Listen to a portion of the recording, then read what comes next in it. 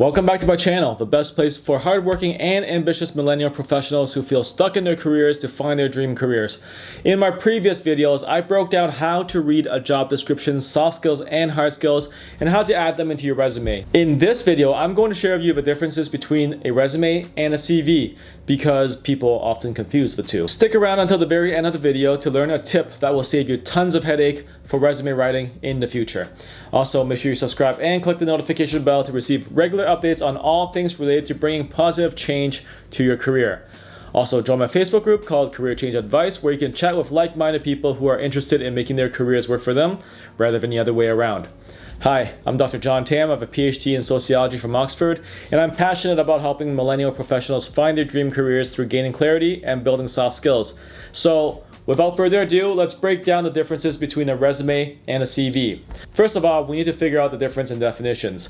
A CV stands for Curriculum Vitae, which literally is translated into the course of your life in Latin. It's basically an in-depth document outlining your career and personal info and everything you've ever done, from your titles to your research interests, to your education, teaching experience, work experience, conferences and courses given, your talks given, skills that you have, the certificates that you have, the languages that you speak, the grants that you've applied for and you've gotten, the achievements, the publications or patents that you have, and references that you have. These are all things that you can put into your CV. And the order of the content depends on your goals, but most of the time education does come first.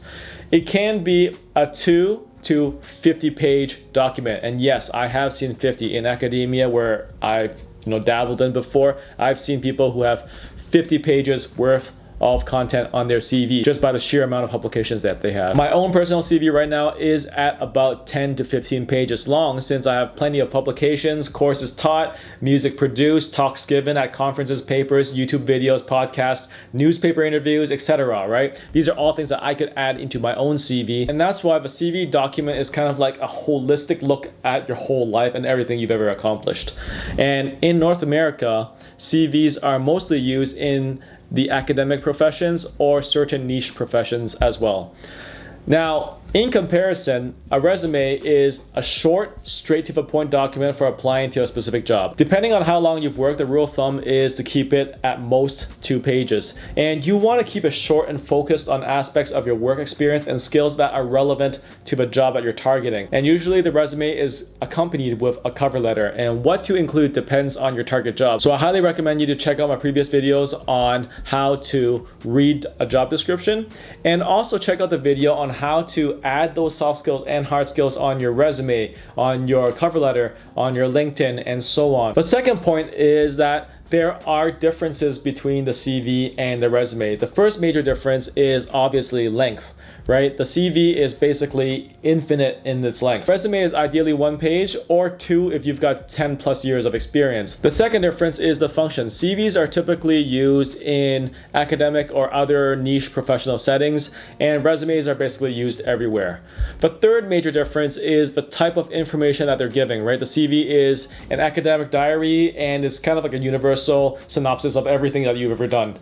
And the resume is focused on a specific target with professional skills, experience, education, and achievements that's tailored for the target.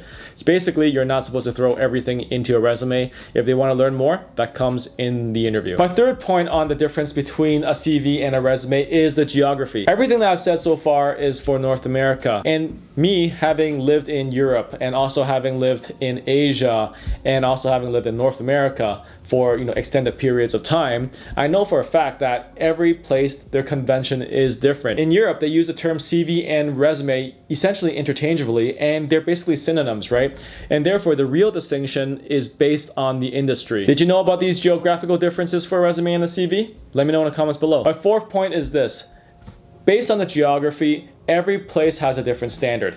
In Europe, they have something called the Europass standard, and that's basically a CV, right? A Europass CV is quite specific, right? It's 2 to 3 pages long. It's on A4 paper. It sometimes includes personal information such as photos, your marital status, your age, your hobbies, your nationality. It includes secondary school information and the military training that you've had. It also includes the language proficiency ranking, which is super important in Europe because the EU is very diverse. There are multiple countries, and people who are traveling between these countries need to be able able to speak different languages. It's also slightly different for your prior employers, right? It requires you to put in the complete address and phone numbers of prior employers. That's something that may not be required in North America. And to expand on that point, outside of the West, norms may be very different, and therefore it's important to research the norms in your area, in your function, and in your industry. Also keep in mind that they're changing all the time.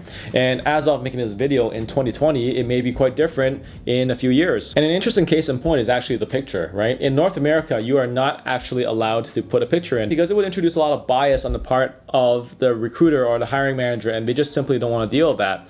In Europe, though, it's kind of expected. And the way you're expected to do it, it depends on the culture of the company. And sometimes you should smile, sometimes you shouldn't smile. In Asia, though, it's quite different. In certain parts of Asia, you're actually expected to put a picture in, and sometimes that picture you're supposed to smile and sometimes you're not supposed to smile, right? And there's actually research done on what we call the Duchenne smile. And in the global West, people say like, oh, you gotta smile, you gotta give the Duchenne smile, because like the Duchenne smile is this one, like where you have this part of your eyes are also crumply as well, and then your face is like smiling. And that smile comes across as honest and also genuine and also inspires trust. But research has shown that if you use that smile in India, for example, it actually shows no difference in terms of your trustworthiness, but it actually hurts your perceived intelligence. People think you're dumber for smiling like that, right? And so in Korea, for example, where I worked for a number of years, people are expected to look like super straight face and stern, right? No smiling whatsoever. So the norms at different places are very different, and they're constantly changing. That's why you gotta stay on top of the game and conduct informational interviews to figure out what's the norm in that specific area. And if you're not familiar with informational interviews, I'll put a video in the cards above that breaks down the whole informational interview process, why it's important, how you do it, what questions you gotta ask, what's the etiquette, and what are some common mistakes that people make. My fifth and final point is the super tip that I'm gonna give you, right? Basically, you need to use your CV to keep track of everything that you've done in your life and put that in your resume. I know it sounds kind of ridiculous. It's like, how am I supposed to track everything that I've ever done in my life, right? Well, the fact of the matter is this. Every time you're working a job and you've achieved something, you're not gonna remember it. Really, let's face it, right? There are a lot of things that you're not gonna remember. And so every time you've achieved something, write it down. And over time, these things will add up on your CV. Most of the time, people don't ask for your CV, and they actually ask for a resume. And by keeping track of these things on your CV, by the time they ask for the resume, you have a lot of data points to draw upon and throw at them. And so, for example, in digital marketing, right? When you work in a job in digital marketing, when you're still in a job, you can still access the data. But if you leave the job, you're not gonna be able to go back and access the data because, they basically erased you from their logins, right? And so what you wanna be doing is you wanna be keeping track of the metrics that matter for you. So for example, if you are able to have a very high click-through rate for some of the ads that you create, you want to write that down. You want to keep track of that data so that when you apply for a job in the future, you can just take it from the CV and put it in your resume, and bam, you don't have to look up that data. It's basically already there. And so by tracking it on a CV, you actually minimize the work that you gotta do in the resume phase later on. In addition, the CV is a wonderful way to look at your own life and see where your career is progressing and is it going in a direction where you like it, right? Since it tracks everything, education, titles, skills, your experience, your qualifications, achievements, awards, and all of that essentially becomes a compass for you to figure out like, hey, okay, am I going in the right way? Am I going in a way that's I'm not going to regret it in my life? And one more thing that you can do with your CV is actually use that piece of document and turn it into your online portfolio. Basically nowadays for career branding, I recommend everyone to get their own domain, right? My domain is Dr. John Tam. I also took Dr. Jonathan Tam, I took Dr. John Tam with the H, and I took like basically a number of names so that no one else can confuse me with them. And a lot of times .coms are taken, but you can get a .co or .ca or .whatever. Basically have that as your personal website, personal brand. And you may think like, oh, there's so much to do and there's like, I don't know what to do and so on. Well, it's actually not that hard. If you have that CV document and you seriously just go on Fiverr, which is a freelancing website, and you hire someone to put together a website for you for like 50 to 100 bucks, and that website, after you register that domain with GoDaddy or some whatever hosting site that you want to use, and you get someone to build that site out for you with the contents of your CV, basically that thing is going to stay there for a long time. And when you're on the job market and people are looking you up, they see that you have a personal website. They see that you've got stuff that's building there over time, right? And it's very easy to manage. You just use a site like Wix or Squarespace to edit everything inside your website. And you got to pay a minimum for a maintenance, but for your personal career brand and for you to stand out as an individual so that people can recognize you and that you can build your career, that's a wonderful way to do it. So in essence, nowadays a CV is an antiquated document where not a lot of people are looking for it other than in academia, but using it as a record for your achievements, for everything you've done, and then when you need to, taking parts of it for your resume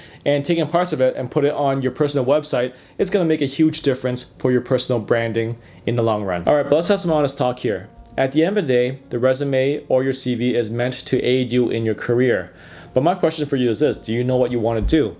Or you're willing to just take any job that's out there and it doesn't really matter what you do because the CV literally means the course of your life, right? When you look back on it, is it something that you can be proud of? If you're not sure, then I highly recommend you to take a free, quick, and accurate career personality test that breaks down characteristics of work that's the best fit for you.